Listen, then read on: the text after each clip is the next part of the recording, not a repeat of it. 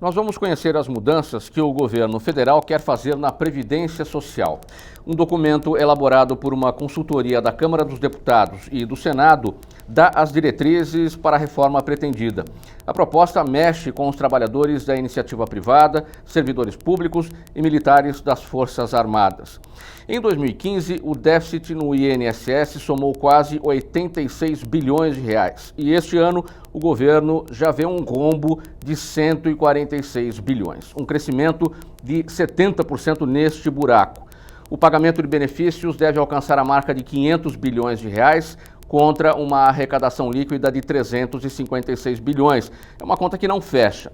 O Brasil tem 18 milhões e meio de aposentados e apenas 1% desse grupo tem independência financeira. Este é o tema do programa em discussão especial de hoje com os nossos convidados. Dr. Carlos Alberto Vieira de Gouveia, presidente da Comissão de Direito Previdenciário da OAB São Paulo.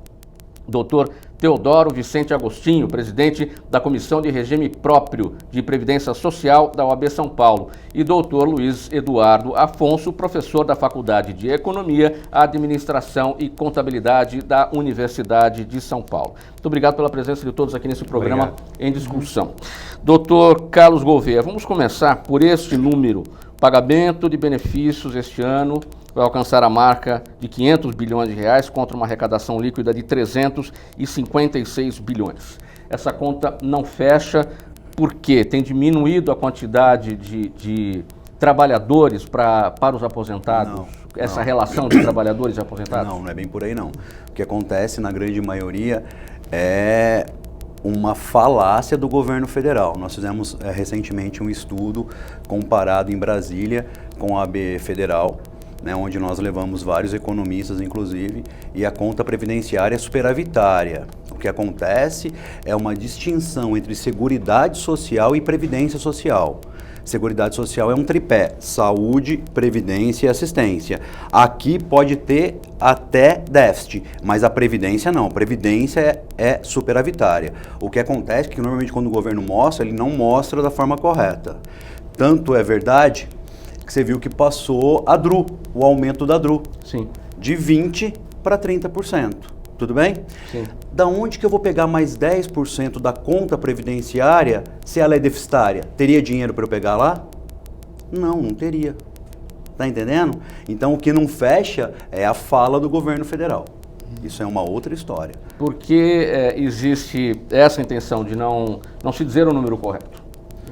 Para poder promover essas medidas aí que, em grosso modo, se você for ver bem, lá em 1998, com a emenda 20, foi a primeira grande alteração previdenciária, ela foi também encabeçada pelo PMDB, na mesma linha aí que está vindo agora a reforma do atual presidente em exercício, Michel Temer, Então parece que é um ideário antigo fazer essa reforma previdenciária, até porque o fundo previdenciário é um grande fundo para o governo federal. Se você voltar um pouquinho atrás, aí na época da Dilma, você vai ver que muitas vezes ela se valeu do dinheiro da Previdência Social para gerar superávites primários. E aí não devolveu esse dinheiro. E aí a conta vai tendo complicação. Então, na verdade, o que acontece? É um grande fundo, usar o termo popular, é um grande fundo de poupança, onde eu vou pondo dinheiro, e eu vou resgatar esse dinheiro lá na frente. Muitas pessoas entendem aí, muitos juristas, por sinal, entendem que o fundo previdenciário seria de repartição simples. Eu contribuo para todos, mas na verdade não é isso que a Constituição Federal diz. Ela diz um pouco diferente. Ela diz que eu contribuo e quando eu precisar dos benefícios previdenciários, essa contribuição que eu fiz, que formou uma grande poupança, ela volta para mim em parcelas, em prestações. É isso que diz o 201 caput e o 201 parágrafo 11 da Constituição Federal. Quem defende a questão da repartição simples, quando você pede a fundamentação técnica legal, ele não consegue expor, não consegue explanar. Então, tem que ter muita calma nessa hora, porque, assim, uma mentira falada várias vezes se torna verdade. Sim. Doutor Teodoro, qual é a relação hoje de trabalhadores para aposentados? Quantos trabalhadores nós temos para cada aposentado e qual seria esse número ideal para os trabalhadores bancarem aqueles que já pararam de trabalhar? Bom, o número exato, fechado, eu acho que demandaria um estudo mais técnico que nem o próprio governo demonstra. É óbvio que se nós pegarmos o que é chamado aí de pirâmide populacional, nós vamos observar que num passado nós tínhamos uma base da pirâmide muito mais alargada. O que isso significa?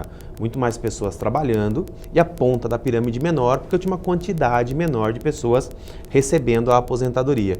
E aí, desta época, criou-se um conceito também no Brasil, atrelado ao que o professor Carlos nos disse agora há pouco, que foi a questão do pacto intergeracional. Então criou-se a ideia do seguinte: os mais novos subsidiam os mais velhos. E aí é lógico que hoje eu tenho um achatamento dessa base e eu tenho mais pessoas trabalhando. Eu poderia arriscar aí talvez uma proporção de 4 pessoas trabalhando para subsidiar hoje 6 aposentados. Eu não sei se o professor, eventualmente economista, teria alguns dados mais específicos com relação a isso. Mas isso seria uma conta, até brincando, uma conta de padaria, se nós fôssemos fazer dessa forma, né? Eu tenho 4 pessoas aposentadas, 4 pessoas trabalhando para bancar 6 aposentados. Fato é que, tal como ninguém consegue explicar o que o professor Carlos colocou com relação à questão da repartição simples, também não tem nenhum atuário, porque uma previdência, ela depende, um sistema previdenciário depende de um estudo atuarial. E não tem nenhum atuário, por exemplo, até onde vai o nosso conhecimento, que assine a responsabilidade dizendo: olha, preciso de tanto para bancar eventualmente os benefícios que surgirão daqui para frente. Então nunca se demonstrou também um estudo atuário técnico com responsabilidade por parte do governo federal, independentemente do partido que lá esteve governando. Doutor Luiz Afonso, que números o senhor tem como professor em relação a essa paridade aí de trabalhadores e aposentados? Bem, se nós olhamos os números do RGPS, são cerca de 32 milhões de beneficiários, incluindo LOAS, BPC, excluindo esses benefícios assistenciais, são por volta de 28 milhões e meio de beneficiários, incluindo todos os benefícios, os previdenciários e os de risco. A base de contribuintes para o RGPS, alguma coisa em torno de 59 milhões de pessoas, o que dá uma relação um pouco superior a 2 para 1. Tá? E aí, aproveitando esses números, eu queria voltar ao ponto anterior, que é o que causa esse déficit na Previdência. E aí a minha visão, ela é radicalmente diferente dos meus colegas que me antecederam. Eu acho que se a gente olha esses números, eles são os números dados, inclusive, pelo próprio Ministério da Previdência Social, que é os 85 bilhões de déficit do ano passado, a previsão de 130, 140 para esse ano, e alguma coisa próximo de 170 bilhões de reais para o ano que vem. Isso incluindo benefícios previdenciários e arrecadação líquida, já não contando os benefícios assistenciais. E acho que essa situação ela é causada basicamente por 3 motivos. O primeiro ponto é a questão demográfica. A Previdência Social depende fundamentalmente da demografia, e essa é uma condição da qual a gente tem muito pouco a fazer. O segundo ponto é que a Previdência Social depende muito das condições econômicas, particularmente na questão da arrecadação. E a gente tem, nesse momento, uma questão conjuntural de uma queda muito forte no PIB do país, acompanhada de uma queda nas receitas. E o terceiro ponto, que me parece ser o mais relevante de todos, é a questão do desenho do sistema previdenciário, ou seja, todo o conjunto de regras e condições que definem contribuições, idade de aposentadoria, valor dos benefícios e duração desses benefícios. Então, na minha visão, esse déficit da Previdência ele é causado fundamentalmente por um desenho inconsistente do sistema, ou seja, nós, como sociedade, escolhemos ao longo do tempo uma série de regras que são inconsistentes e que tem gerado esse déficit. Então, dentre essas regras, acho que as principais são aposentadoria muito precoce, para quem se aposenta por tempo de contribuição, particularmente trabalhadores da área urbana, uma regra de concessão de pensões que é muito leniente, que ela sempre foi uma das menos rigorosas do mundo, e a questão da superindexação dos benefícios ao salário mínimo, que gerou um aumento real dos benefícios enorme nos últimos 20 anos e que colaborou muito, existe uma série de estudos sobre isso, para esse déficit gigantesco que a gente assiste hoje. E isso tem uma consequência muito grande, muito grave sobre as finanças públicas do país. Se a gente olha a discussão que está sendo colocada na sociedade, no Congresso, hoje, é uma discussão muito forte sobre a questão fiscal do país. O equacionamento adequado da condição fiscal do país me parece ser uma condição sine qua non para que o país volte a ter estabilidade macroeconômica e volte a crescer. E dentro desse contexto do equilíbrio fiscal, o ponto principal é o desequilíbrio nas contas previdenciárias. E aí são os números do próprio governo que mostram isso, do desarranjo tanto no RGPS quanto nos RPPS. O senhor destacou, entre os 3 motivos que o senhor relacionou para essa questão dos números, que seriam superavitários na sua avaliação, seriam deficitários na sua avaliação, as condições econômicas, a questão da arrecadação, ou seja, muita gente perdendo emprego, deixando de contribuir, mas essa é uma situação nova e a vida toda se fala em situação deficitária da Previdência.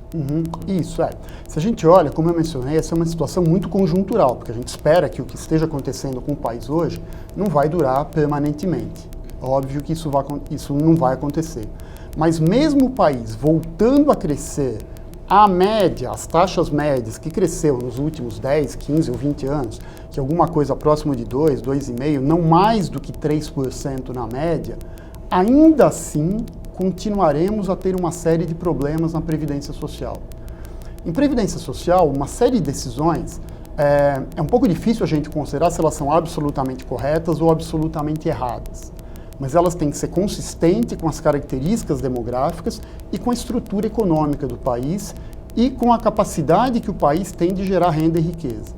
E o que acontece é que boa parte das regras que nós escolhemos, e aí quando eu digo nós, foram decisões do Executivo, decisões do Legislativo, elas são inconsistentes, elas têm gerado esse déficit estruturalmente.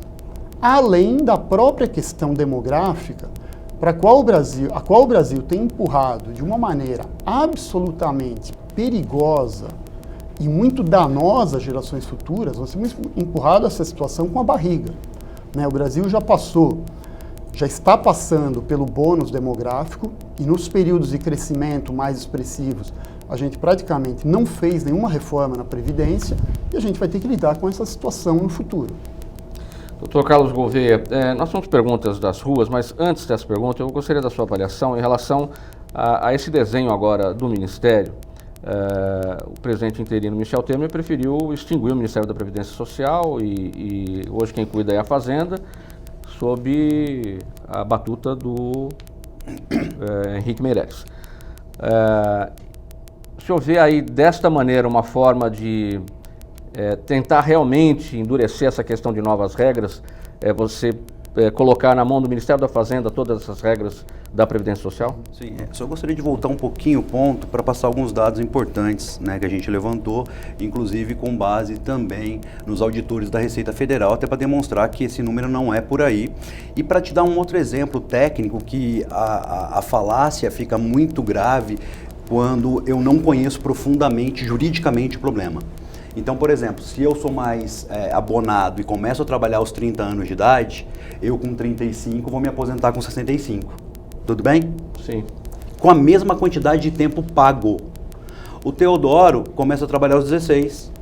Ele com 35 anos a mais, segundo o cálculo feito do governo, ele não poderia se aposentar. Mas ambos não pagaram a Previdência da mesma forma. Se o Teodoro fosse se aposentar pelas regras atuais de hoje, ele sofreria uma perda de 30% por conta da incidência do fator previdenciário, que vem com a Lei 9876 de 99. Então, dados reais, nós temos aqui a Receita da Seguridade Social, incluindo CSLL, COFINS, PINS e etc., fora a Contribuição Social sobre Obras, ela gerou 703,997 milhões de reais. O custo dela, a despesa foi de 683 bilhões, dando um superávit de 20,89 bilhões de reais, dados esses reais. Então, assim, falar de números, nós temos que falar, mas conhecer profundamente o universo legal. Então, quando eu vou fazer uma avaliação técnica previdenciária, ela nunca pode ser do ponto de vista macroeconômico apenas. Ele tem que ser do ponto de vista social.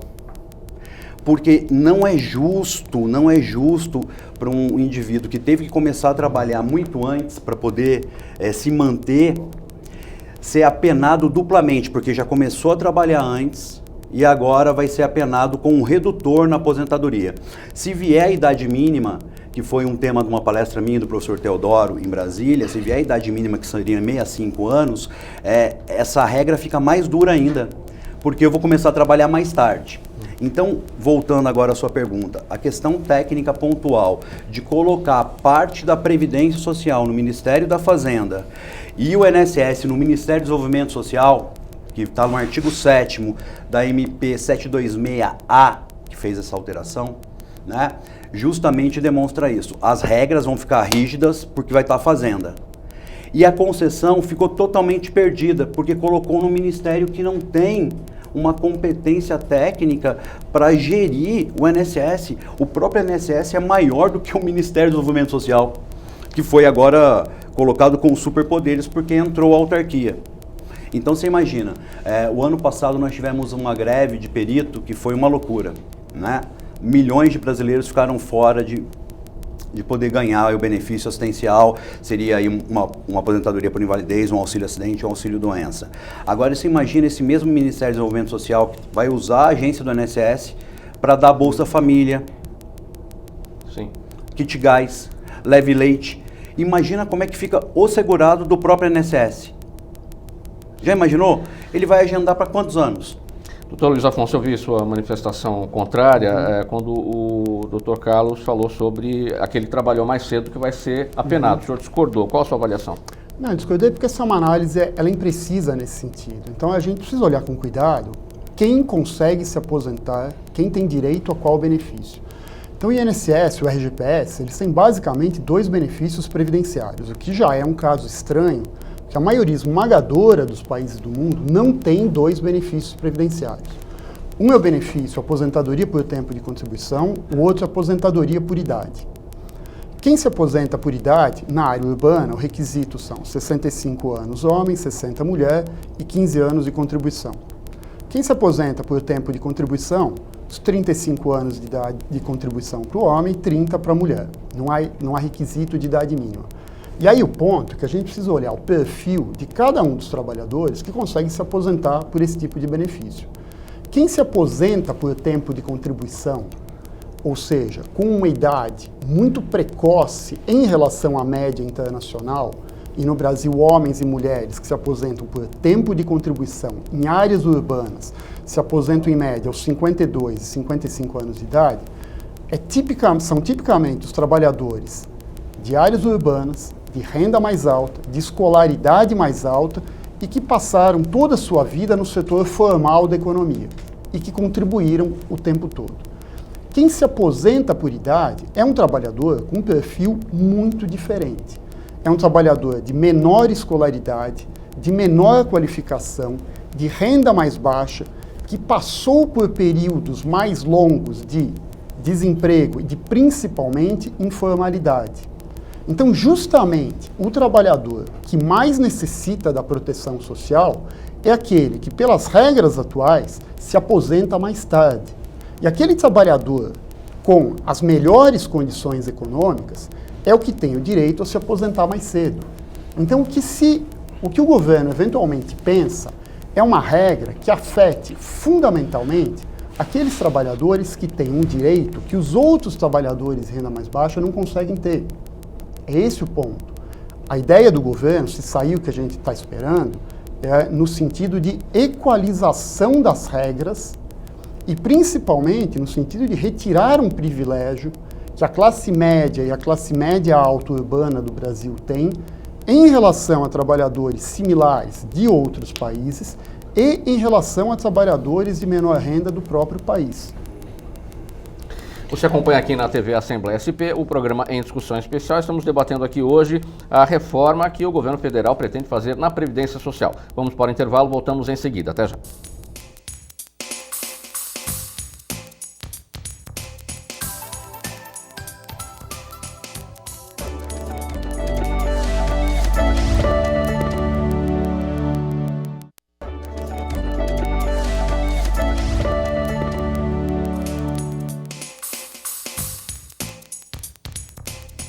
De volta com o programa Em Discussão Especial aqui na TV Assembleia SP. Estamos falando hoje sobre a proposta de reforma da Previdência Social que o governo interino quer realizar. Doutor Teodoro, uma preocupação em geral daqueles que estão já no mercado de trabalho, especialmente aqueles que estão bem perto da aposentadoria, com medo de ter que trabalhar mais tempo, contribuir por mais tempo, enfim. Quais são as regras de transição que precisam ser criadas numa situação como essa, em que o governo pretende fazer uma reforma para não prejudicar essas pessoas? Muito bom. Antes só de entrar nessa questão, gostaria só de pontuar algumas questões que foi proposto pelo nosso colega economista. Veja, é um discurso meio que recorrente a todo momento que se fala em reforma, a comparação do modelo brasileiro com os modelos que existem em outros países.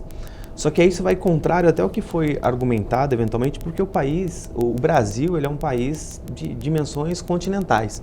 Então não tem como eu comparar o modelo brasileiro com o modelo chileno, como muitos defendem, por exemplo, que já se mostrou fracassado também.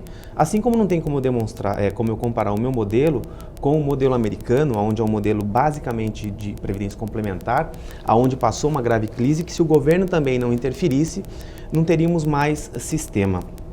Por outro lado também, apenas para pontuar, note, a aposentadoria, ela não favorece, no meu entendimento, doutor, aqueles que são mais capacitados do ponto de vista intelectual e financeiro, como o senhor colocou. Ponto intelectual, eu não falei isso. Não, mas deu a entender, pessoas que trabalham, que não têm condições, que demoram mais, né?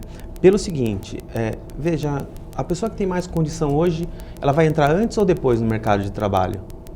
Eu estou te fazendo uma pergunta objetiva. Depois. Ela entra depois. Quem começa a trabalhar antes? Indivíduo de renda mais baixa, de famílias de renda mais baixa. Perfeito. Então, esta pessoa, mesmo que ela perca o emprego momentaneamente ou não, teoricamente, e isso se demonstra nos estudos, né, que nós temos do próprio regime geral, ela vai se aposentar antes. E ela vê a aposentadoria, aí eu acho que é um agravante que nós temos no país. A população, que é essa que o senhor se referiu, ela vê a aposentadoria hoje não como o nome diz, aposentadoria, ela vê como um complemento salarial, porque ela continua trabalhando. E aí, veja, até para entrar nessa questão de arrecadação também, e ela não tem a opção, uma vez aposentada e continuou trabalhando, ela não tem a opção de falar, eu não vou mais contribuir para a Previdência. Ela é obrigada a continuar contribuindo e também não tem nenhum benefício em troca. Aliás, teria salário maternidade, reabilitação e salário família, o que na prática acaba sendo insosso. Por outro lado, nós temos também, todas as empresas pagam cota patronal, 20%. Se o sistema fosse deficitário, então por que eu crio um plano de desoneração para estas empresas, cujo o modelo brasileiro, a maior arrecadação vem da onde? Da contribuição sobre a folha de salário.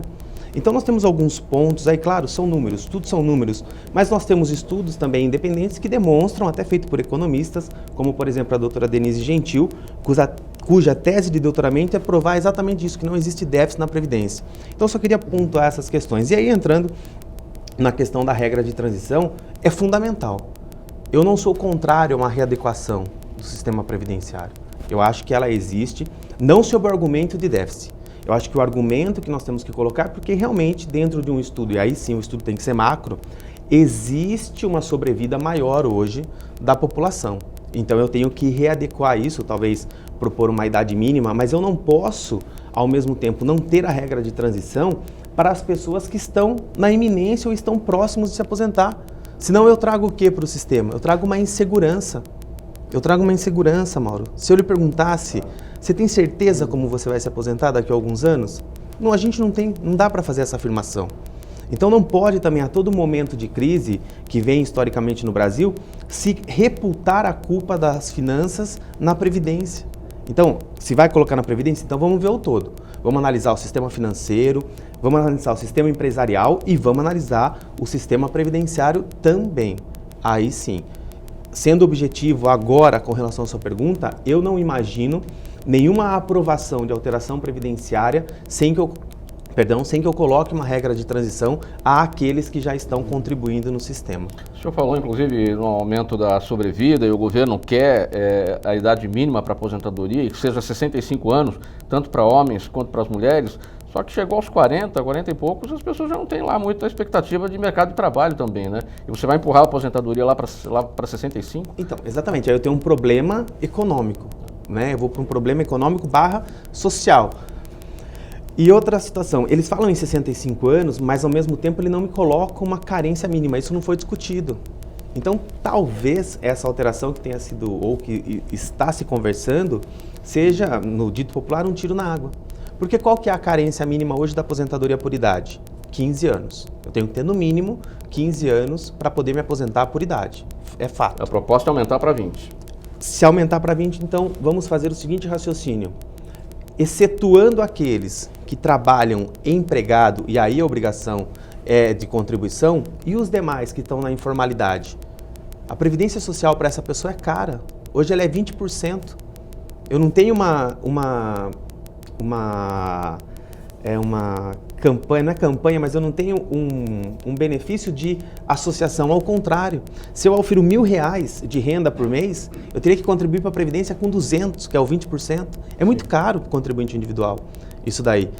Trazendo desta forma, 20 anos, talvez eu crie ainda um desestímulo para essas pessoas de começarem a contribuir agora. E aí eu não vou ter a cobertura do problema que se fala hoje.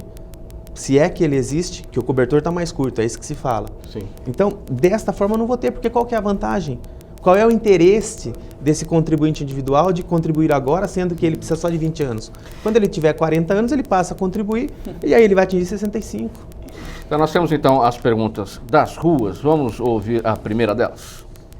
Eu gostaria de saber quem tem direito à aposentadoria.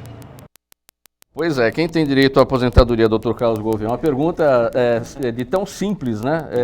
Demonstra que as pessoas têm muitas dúvidas até... Quem tem direito? Como fazer? Né? Tem, porque você tem aposentadoria especial, aposentadoria por idade, aposentadoria por tempo de contribuição, aposentadoria por invalidez. Né? Aí muitas pessoas confundem o benefício de prestação continuada com uma aposentadoria, que é um benefício da LOAS. Então, em regra, eu teria 4 tipos de aposentadoria. Né? Para esses 4 tipos de aposentadoria, eu teria, em regra, na sua grande maioria, uma carência mínima, que seriam 180 meses. Ou a tabela do artigo 142, que foi uma regra criada na era Collor, e pegando o gancho que o Theo falou, foi a principal regra de transição e ninguém sentiu. Foi uma regra de transição que demorou 15 anos, então ninguém sabe, ninguém sentiu ela. Uma regra pensada na expectativa do direito, né? Então, perfeita. Tem como criar regras de transição que vão prejudicar o cidadão, entre aspas, mas que o cidadão não sinta tanto. Essa é uma delas, que são as 180 contribuições. Né? E a invalidez, que em regra eu teria aí uma carência de 12 meses, né? A grosso modo aí, tentaram aumentar, voltaram e ficou em 12 meses. Mas o que o Theo falou, que o professor Teodoro falou, usando já o termo aqui popular, chamando o professor de Theo, olha o que acontece. Nós acabamos de vir de uma reforma previdenciária. Do ano passado. Acabamos de vir de uma reforma previdenciária que alterou profundamente as regras previdenciárias. Agora a gente vem com outra. Agora, por que não coloca na conta aí de todo mundo a questão da anistia branca dada aos municípios pelo governo do então presidente Lula, que foi uma anistia de 20 anos para os municípios pagarem as contribuições sociais? Isso não foi colocado. Por que não coloca na conta a questão real social? Porque assim, a aposentadoria por idade rural, como o professor falou aqui, ele não custeia. Não tem custeamento. Sai do cofre da Previdência. Só que se não tem custeamento, ela não deveria ser previdenciária, ela deveria ser assistencial. Sim. Né? Não tem custeamento, previdência é contribuição igual a retribuição. Aqui não tem, ó. Então sai daqui, vai lá para assistência social. Então, percebam que a avaliação econômica está totalmente errada. E a avaliação jurídica sem economia também está errada. A avaliação tem que ser, como o Theo falou, ela tem que ser macro. Mas aí o principal erro que aconteceu, só atrapalhando você, só um pouquinho, só para concluir. O principal erro que aconteceu, colocaram economistas para ver uma questão previdenciária, sem o conhecimento técnico jurídico necessário de entendimento da matéria. Então, nós, professores de direito previdenciários, que estudamos a matéria há muito tempo, inclusive do viés contábil econômico, né, que é o cálculo financeiro e atuarial, vemos que essa reforma tem que vir. mas não do jeito que o governo está propondo, porque está gerando uma insegurança na população. Nós começamos aqui, nós estamos com 5 câmeras aqui mais ou menos. Qual foi a maior preocupação da sua equipe? Meu Deus, eu não vou mais me aposentar. Está todo mundo. O que você está vendo aqui é o que você está vendo no Brasil inteiro, em um país de dimensões continentais. Então, voltamos a falar, essa reforma que está vindo desse jeito, né, ela só vai prejudicar a população com a falácia do déficit previdenciário, que eu já falei em outros lugares, eu quero ver provar. Abre a conta pública e prova. Isso ninguém faz. Né? É só número do governo e aí aumenta a DRU e aí nenhum economista sabe de onde que vai tirar os 10% a mais da DRU. Se o cofre está falido, está quebrado, como que eu vou meter a mão e tirar mais 10%? Então tem um monte de inconsistência aí, né? Então tem que ser olhado com muita parcimônia e sim, eu tenho que pensar na questão social. Doutor Luiz Afonso, eu gostaria da sua avaliação em relação à aposentadoria do servidor público, porque na iniciativa privada nós temos a contrapartida dupla, né? O empregado paga a sua parte, o patrão também paga a sua parte. No sistema público, apenas o trabalhador paga a sua parte, não tem a contrapartida do governo. Essa também é uma discussão de longo tempo e que não se encontra uma solução. E como é que o senhor avalia? Tem que ter a contrapartida do governo ou não? Então, se a gente olha a previdência do setor público, a gente fez basicamente 2 reformas do setor público nos últimos 10, 12 anos. Né? Então, a reforma Lula de 2003, 2004, ela é fundamentalmente uma reforma para o setor público, ela afeta muito pouco o INSS.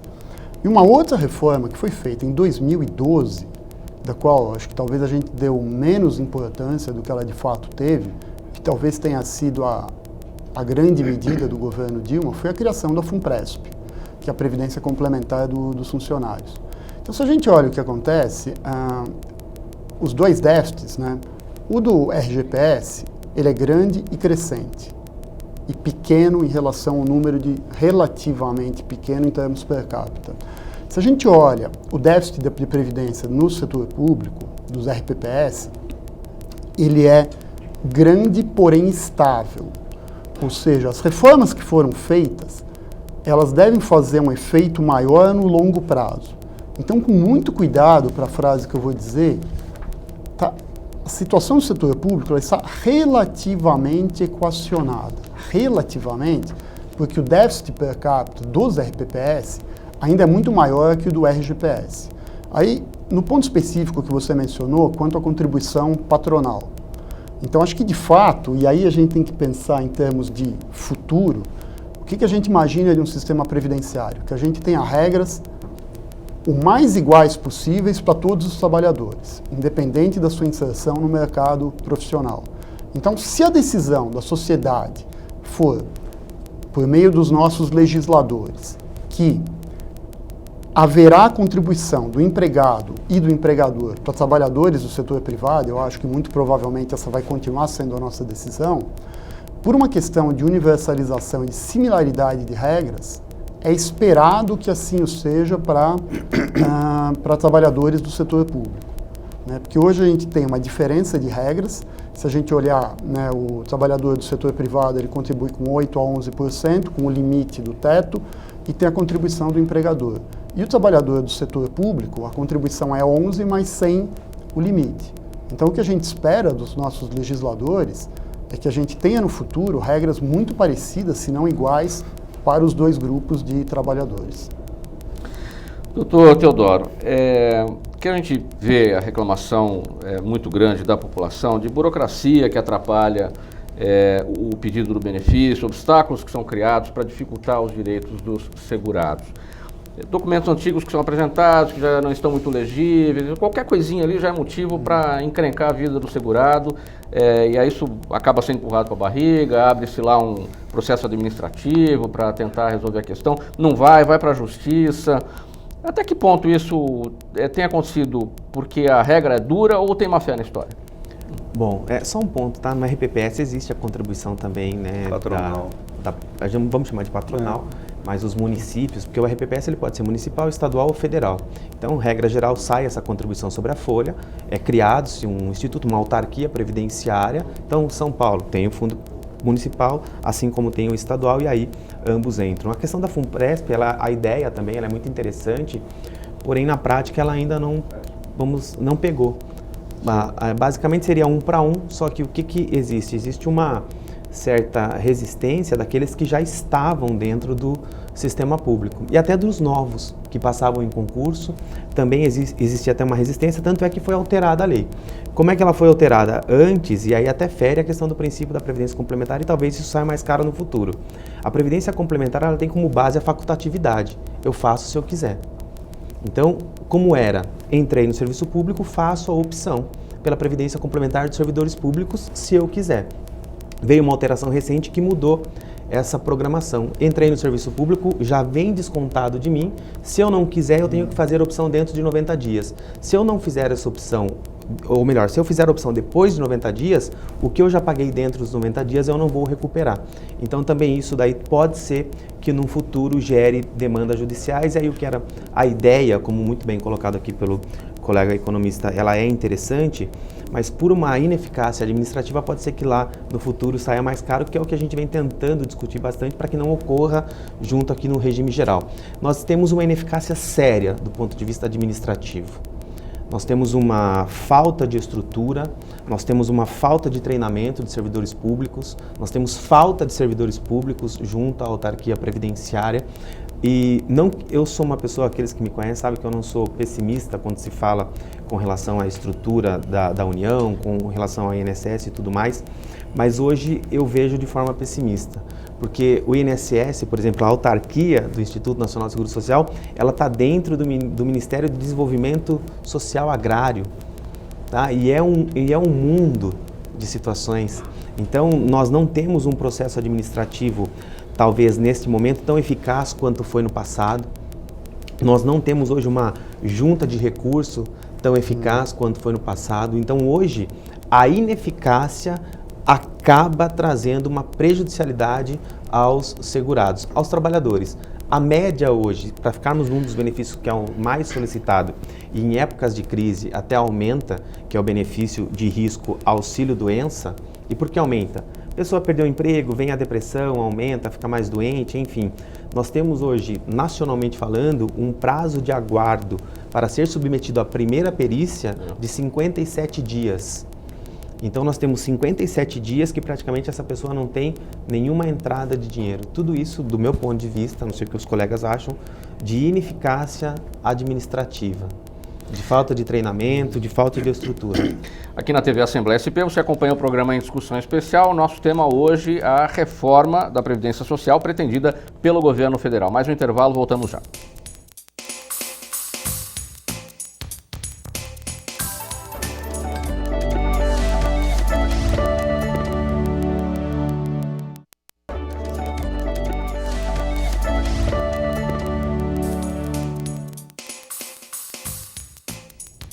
De volta aqui na TV Assembleia SP com o programa em discussão especial, e o nosso tema hoje, a reforma da Previdência pretendida pelo governo federal. Doutor Carlos Gouveia, o doutor Teodoro deixou aí no ar um gancho no final do bloco anterior a respeito da ineficácia do INSS. Eu gostaria da sua avaliação, o senhor concorda, compartilha da opinião? Não, total ineficiência. Nós estamos tentando há muito tempo melhorar a conversa do INSS com a população, com os advogados que lá militam, mas o INSS não tem mesmo estrutura, acabou de fazer um concurso agora, né? Nós não sabemos aí quando ele vai começar a chamar, mas nós temos a questão do treinamento. Então, não raro, é muito comum você ir na agência e ter benefício negado contra a instrução normativa do próprio INSS, porque o servidor não conhece a instrução normativa. Então, isso que o professor Teodoro falou, de 50 e poucos dias para conceder um auxílio-doença, aqui em São Paulo tem agendamento sendo feito já para novembro, dezembro desse ano. Então você imagina a situação daquela pessoa que sai da empresa, fica os 15 dias de licença médica, sai e é encaminhada para o INSS. E lá não consegue realizar a perícia, porque a perícia vai ficar para novembro ou dezembro. O que ela faz? Meses, então, o que ela faz até lá? O que ela faz até lá? Fotossíntese? Dá para entender? É um problema assim, ela não consegue trabalhar, diferentemente da pessoa que está guardando uma aposentadoria e pode estar continuando a trabalhar enquanto espera e depois resolver se sai ou não. Esse que está em gozo ou pretendia estar em gozo de benefício por incapacidade, que é o o auxílio-doença que o professor Teodoro falou, ele não tem o que fazer. Ele não tem o que fazer. Então, assim, teria que rever todo o sistema previdenciário, mas com foco na população. O que eu vejo, e eu vejo com muita dor no coração, é que as pessoas que estão vendo o sistema previdenciário estão esquecendo da regra primaz da Constituição Federal, que está no artigo 1º, inciso 3, dignidade da pessoa humana. Eu estou esquecendo de olhar o social da Previdência Social.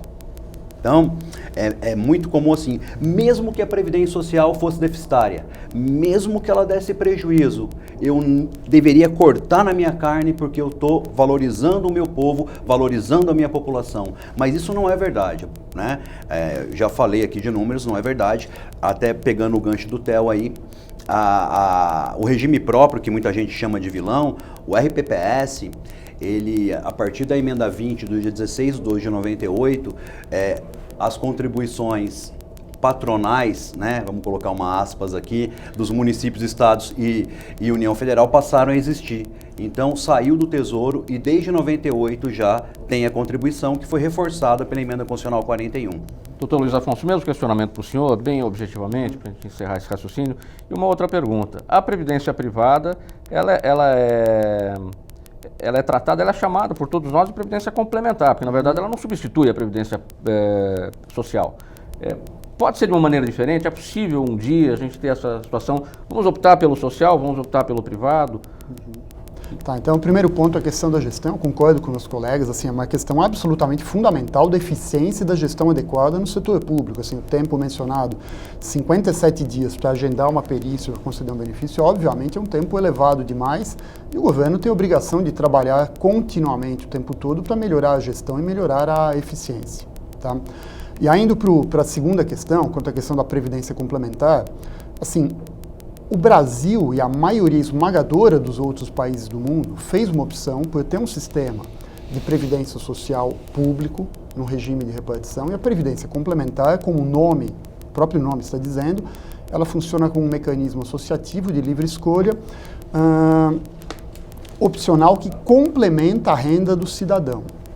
Então, acho que tem dois pontos para serem mencionados aí. O primeiro é que tradicionalmente no Brasil, a gente tem pouca preocupação com mecanismos de poupança voluntários desde o começo da nossa vida ativa.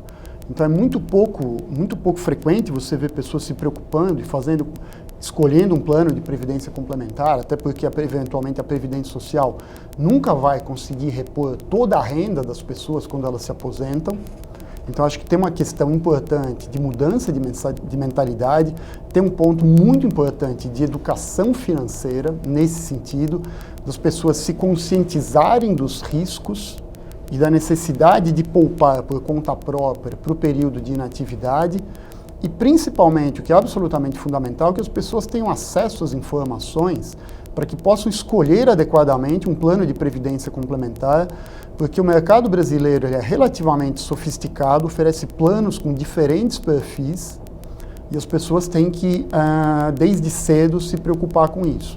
Mas também elas têm que se atentar muito fortemente às taxas de administração, a taxa de carregamento que o plano de previdência complementar cobra. Difícil lidar com tudo isso, né? E não ainda é muito mais, fácil. como o senhor destacou, desde cedo. Quer dizer, o jovem não tem muitas vezes essa carga de informação, até por falta de experiência, por ser jovem, para poder fazer a decisão. É verdade, porque não é uma tradição no Brasil em geral, como tem eventualmente em outros países, uma cultura de seguro, uma cultura de se preocupar com o futuro.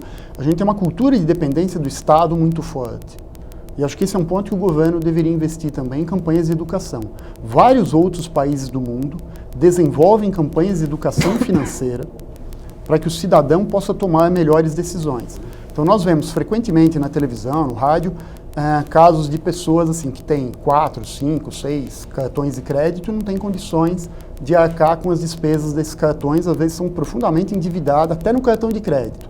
Então, se uma pessoa não consegue tomar decisões adequadas de consumo no curto prazo, muito dificilmente ela vai ter condições de tomar decisões corretas de planejamento de aposentadoria de longo prazo. Alguém que já está na meia-idade, digamos assim, não compensa mais entrar na previdência privada porque vai aumentar muito a contrapartida dessa pessoa para poder ter um valor melhor lá na frente?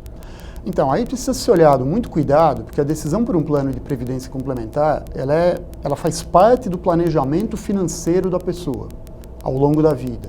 Isso envolve decisões de poupança, de compra de casa, de carro, de escola, de filho, de plano de saúde, uma série de eventos, da própria renda da pessoa, porque alguns planos, como o PGBL, oferecem uma condição tributária diferente do VGBL. Então é difícil a gente ter uma receita única para cada um dos casos, mas talvez o único ponto que seja comum, que seja válido para todas as pessoas é quanto mais cedo começar a se preocupar e agir em relação ao período de inatividade, melhores condições as pessoas vão ter de enfrentar o período pós-vida laboral. Doutor Teodoro, quem tem direito a uma pensão por morte? Quer dizer, aparentemente é a pessoa que ficou viúva, né? Mas digamos que você tem lá um casal, o marido recebe uma aposentadoria, a mulher recebe outra, o marido ganha mais.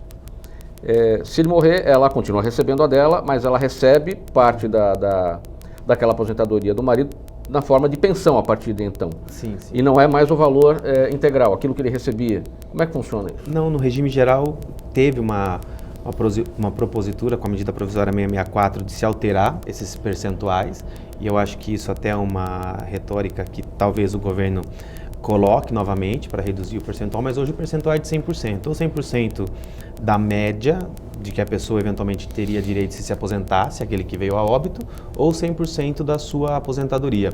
Pouco importando quanto eventualmente o marido ganha e se ela já está aposentada, se ela trabalha ou não, se ela é esposa ou companheira. E aí a gente tem que fazer essa leitura também como sendo do mesmo sexo, porque isso hoje na Previdência Social, no regime geral, também está bem instituído já. Aliás, se instituiu até antes do que o STF se decidisse, na instrução normativa nós já tínhamos. Então ela figurará como dependente, e a presunção de dependência econômica aqui, ela ganha a presunção que nós chamamos no direito de uma presunção absoluta. Ela não precisa efetivamente provar a dependência econômica. Mas ela tem que abrir mão da aposentadoria dela? Ela acumula? Não, ao contrário, ela vai acumular. Tanto que em aulas nós até, eventualmente, aqui é uma brincadeira, né? Casar do ponto de vista previdenciário, casar a primeira vez é por amor, casar mal. A segunda, nós poderíamos chamar até que é uma falta de conhecimento mesmo na matéria, ou ingenuidade, porque veja, e aí eu acho que nesse ponto, não sei se o professor Carlos concorda, o professor Luiz Afonso, mas eu acho que aqui talvez teria que ser feita uma alteração, porque vamos imaginar que ela já esteja recebendo essa pensão, regime geral, tá? E ela não está ganhando teto ainda, ganha R$3.000, e conhecer uma outra pessoa. Ela pode se casar novamente ou passar a viver com aquela pessoa? Poderá, e num primeiro momento não cessará a pensão. Então veja, ela está ganhando a pensão, ela pode estar recebendo a aposentadoria dela, e se tiver previdência complementar também estará recebendo. Sim. E veio a viver novamente com uma outra pessoa. Aí essa pessoa veio a óbito. Óbvio que nesse momento ela não pode acumular duas pensões dentro do mesmo regime. Estamos trabalhando com o regime geral. Mas ela pode optar pela mais vantajosa. Então se casou mal a primeira vez, na segunda escolhe um pouquinho melhor, não é? Para atingir o teto do regime geral. E se escolher alguém do serviço público, ela vai poder acumular aí sim duas aposentadorias ou até mais. Aposentadoria do regime, pensão do regime geral, pensão do regime próprio municipal e pensão do regime próprio estadual. O tempo do programa já se esgotou. Bem rapidamente, doutor Theo, 20 segundos para a sua conclusão sobre o nosso tema. Bom, queria agradecer a oportunidade aí, à TV Assembleia, por ter nos convidado. É sempre uma alegria conviver aqui com o professor Carlos. Também conheci hoje o professor Luiz, alguns pontos divergimos, mas percebo que muito mais concordamos do que divergimos. E eu acho que é importante, neste momento que se fala em reforma, a discussão de toda uma sociedade. Advogados, economistas, matemáticos, sociólogos. País é um país de dimensões continentais, então a discussão também, ao meu ver, tem que ser continental, e me despeço mais uma vez agradecendo a oportunidade. Professor Luiz Afonso, 20 segundos para a sua conclusão. Bem, também gostaria de agradecer o convite, foi um prazer debater esse tema, e acho que a gente está no momento de que o governo está prestes a lançar as medidas de reforma da Previdência. Vamos torcer para que o governo coloque medidas adequadas sobre a mesa e que elas sejam debatidas e analisadas com muita responsabilidade e com muito senso cívico pelos nossos congressistas. Professor Carlos Gouveia. Bom, primeiro agradecer aqui a presença, foi um prazer estar aqui com o professor Teodoro, professor Luiz, e voltar a falar num tema recorrente, todo mundo falou aqui, né? Eu gostaria muito de ver aí uma discussão mais profunda via um plebiscito com algumas medidas postas à mesa para ver se é realmente o que a população diz e não o que só o Congresso e o Poder Executivo diz. Ok, quero agradecer a presença de todos os doutores aqui nesse programa em discussão especial. Hoje nós falamos sobre a proposta de reforma da Previdência Social que o governo federal pretende implementar. O agradecimento a você de casa que nos acompanhou. Tchau e até o próximo tema.